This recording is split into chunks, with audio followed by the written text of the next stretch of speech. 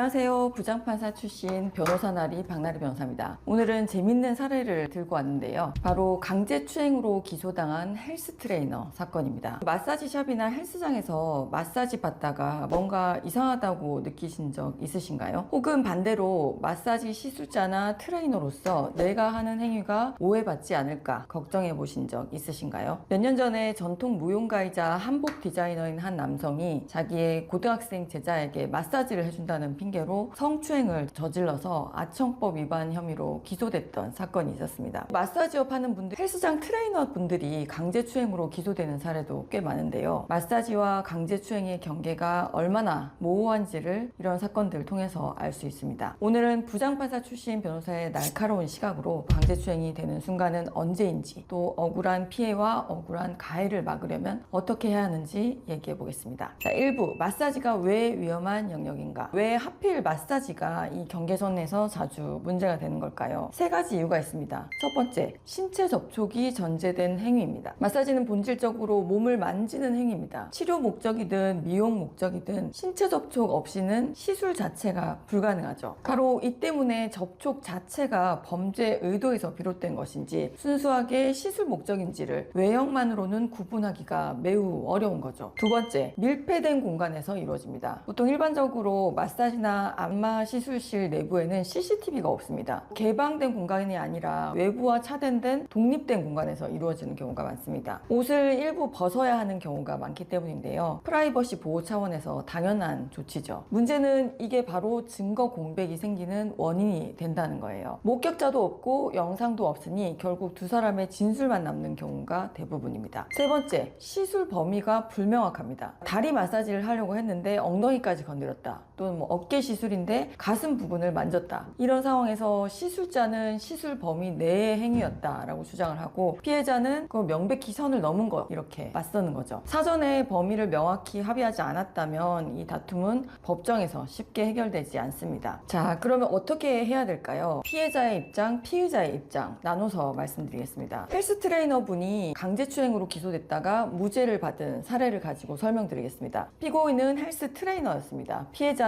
헬스장 회원이었고요. 헬스장에서 운동을 하다가 트레이너한테 허벅지 근육통이 있어서 아프다라고 했답니다. 트레이너가 회원의 허벅지 부위를 마사지건을 이용해서 마사지를 하던 중에 엉덩이는 아프지 않냐? 이렇게 물었다고 합니다. 또 며칠 후에 헬스장에서 힙 어브덕션 기구 이용해서 운동을 하다가 잠시 쉬고 있었는데요. 트레이너가 다가와서 자극 잘 오냐라고 하면서 오른쪽 허벅지 안쪽 부위를 만졌습니다. 이 트레이너 강제추행으로 기소가 됐는데요. 결과는 어떻게 됐을까요? 1심에서는 피해자의 진술이 충분히 믿을 수 있고 접촉 부위 등에 비추어서 강제추행에 해당한다. 유죄로 인정됐습니다. 항소심에서는 다르게 봤는데요. 그 이유를 한번 보겠습니다. 피고인이 엄지손가락으로 쓸어 올렸다는 엉덩이와 허벅지 사이의 부위는 햄스트링 근육, 허벅지 뒤쪽 근육을 말하죠. 이 근육이 시작되는 부위로서 마사지를 위해서 접촉할 수 있는 부위라고 봤습니다. 그리고 피해자가 피고인이 손으로 해당 부위를 만졌는지 마사지건으로 접촉한 것인지 직접 보지는 못했겠죠. 뒤쪽에서 했으니까. 피해자의 주관적인 느낌에는 한계가 있을 수 있다. 판결문에 언급이 됐고요. 또 마사지 이후에 피고인이 피해자한테 허벅지 부위 통증 어떤지 물어봤대요. 그랬더니 피해자가 마사지 덕분에 상태가 좋아졌다. 고맙다. 이렇게 톡을 보냈다고 합니다. 근데 나중에 강제추행으로 고소를 한 게 말이 안 된다는 거죠. 그리고 피해자는 그 다음날 다시 마사지를 받았다고 하네요. 그리고 헬스장 안에는 CCTV가 설치되어 있어서 피고인이 강제추행을 할 수 있는 환경으로 보기 힘들다. 판결문에 언급이 되었습니다. 또 이 피고인이 20년 가까이 헬스 트레이너로 일을 했는데 그동안 성범죄로 처벌받은 적이 한 번도 없었고 전과가 전혀 없는 사람이었다고 합니다. 자, 이 사건을 보면 마사지가 끝난 후에 피해자의 행동, 마사지가 일회성이었는지 반복적으로 시술하는 중에 일어났는지, 시술 후에 고소하기 전까지의 시간적 간격, 고소하기 전까지 어떤 행동을 보였는지, 그리고 같은 그 동종범죄 전력이 있는지 이런 모든 정황들이 범죄 성립 여부 판단에 영향을 미쳤다. 이렇게 보시면 됩니다. 이 사건 트레이너 결국 무죄 판결 받긴 했지만 몇 년 동안 억울한 누명을 쓰고 얼마나 고통을 받았을지 말 안 해도 알 것 같습니다. 자, 그럼 이제 피해자 입장입니다. 내가 마사지 받는 중에 이거 이상한데? 하는 생각이 든다면 그건 사회 통념상 용인되는 수준을 넘는 것이 맞습니다. 그러니까 고민하지 마시고 즉시 중단을 요청을 하세요. 거부 의사를 표현했는지 안 했는지 유무죄 판단할 때도 결정적인 단서가 되거든요. 기억이 생생할 때 구체적인 상황 상황을 메모를 해두셔야 됩니다. 언제 어디서 어떤 신체 부위에 그리고 어떤 방식으로 접촉이 있었는지를 최대한 세밀하게 기록을 해두는 것이 중요합니다. 이후 수사기관이나 법정에서의 진술을 할 때 이 내용이 일관성 있게 흔들리지 않아야 됩니다. 진술의 일관성이 무너지면 아무리 피해를 입었더라도 법적 보호를 받지 못할 수도 있으니까요. 네, 정리하겠습니다. 마사지는 신체 접촉이 전제된 행위인 만큼